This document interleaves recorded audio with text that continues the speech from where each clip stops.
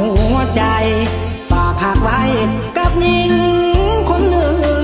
ทุกวันนอนฝันคำหนึ่งแอบหึงน้องในซีดีหาคนซื่อลุยบ่ได้คุยเบาแท้ดีหวังใจอยากเป็นสา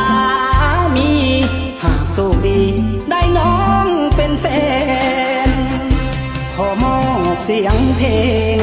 บรรเลงออกจากหัวใจเพื่อบอกให้น้องไว้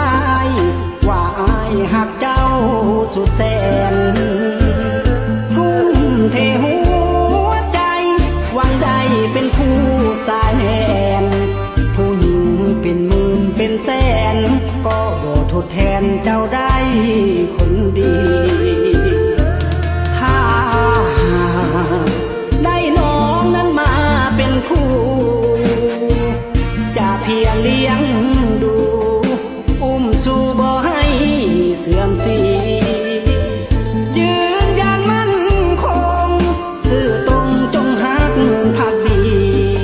มอบให้น้องนุ้ยคนนี้บ่ให้มีวันเสียน้ำตาขอมอบหัวใจให้น้องเป็นคนสุดท้าย